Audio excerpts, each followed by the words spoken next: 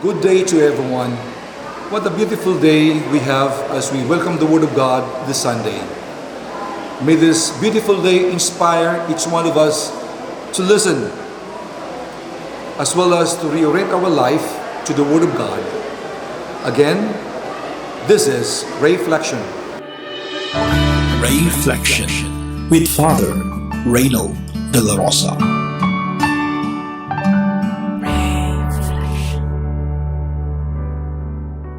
There was a saying, and I quote, during the worst times of our life, that we got to see the true colors of people who say they care for us, unquote.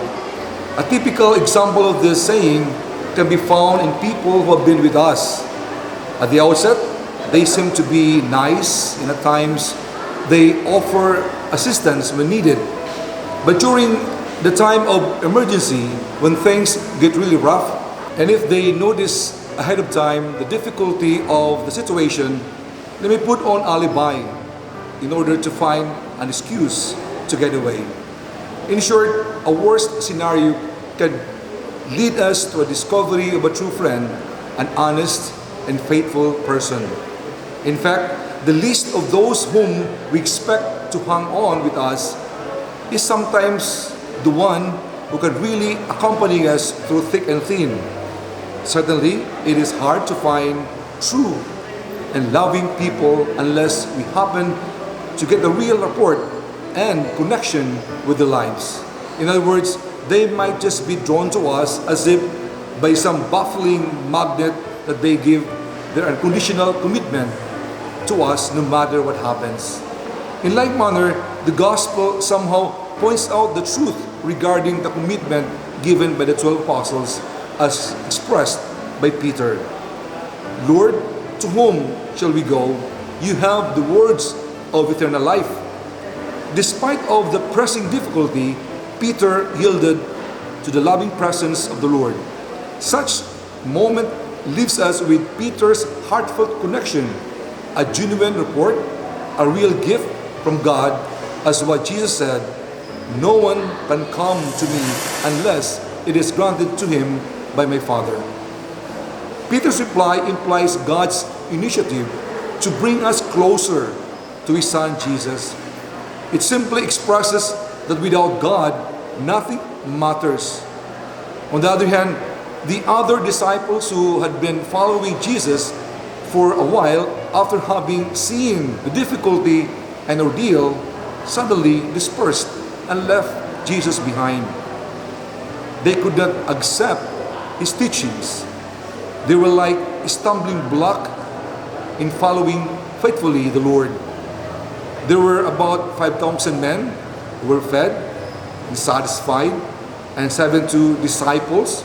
However, due to Jesus' teachings as the bread of life, which did not jibe in their mindset, they left. Thereby, His followers were down to 12 men. Unfortunately, their sacrifices in following Jesus for some time were put to waste because they just went back to their former way of life. Joshua, in our first reading, confronted the 12 tribes of Israel regarding their true allegiance. All responded that they would not abandon Yahweh, for He is their true God, who had freed them from slavery in Egypt and who had led them to Promised Land. No matter how comfortable they were in their lands or whatever trials might have come along the way, they have agreed they would not worship foreign gods other than Yahweh. On the other one, St. Paul, in our second reading, has likened our genuine relationship with God in marriage. The couple are called to remain faithful to each other in good times and in bad times. Like Christ, who remains faithful to the church, so we too must hold on to Christ, leaving the people dear to us for the sake of our beloved, as manifested by the couple's departure from their parents to become one flesh, or cling to each other in marriage, marks a critical decision of anyone who follows the Lord. Jesus must be our highest value in life. We might have been through worse but we also have seen the wonders of God's loving care. Sometimes our worst experience can bring out the best in us. For during the worst day of our life, that we encounter the most loving God. Like for instance, we have seen people in fear and in despair due to pandemic. Yet there are also people who embrace with open arms their unfortunate conditions by extending the best help they can do for them.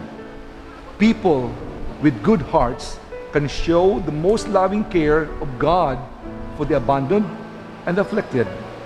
Indeed, God cannot be outdone in generosity, especially in times of desperate situations. As the song goes, God will make a way when there seems to be no way. He has promised us salvation when we patiently endure through the aid of His grace obstacles in our faith journey.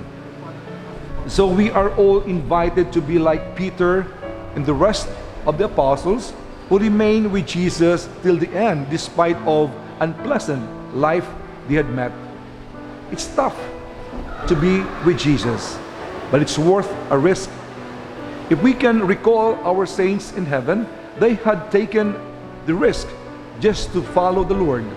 Some suffered gruesome deaths, but they eventually inherited the kingdom of heaven.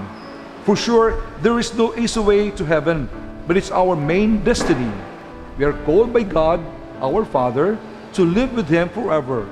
But such call requires our sincere response as we face daily challenges of our faith. By virtue of our baptism, we have been marked by our Father in heaven to pursue the mission of Jesus in the world. And in doing so, our true colors will truly shine in the midst of uncertainty, difficulty, and persecution, for they are opportunities, God's avenues of revealing our true identity, namely, we're Christians, we're sons and daughters of God. Hence, our orientation is to walk along the path set by God for us through the coming of His Son, Jesus Christ. We are to tread the path regardless of what happens to us. That is our calling and our true color. God bless you all. Reflection with Father Reynold De La Rosa.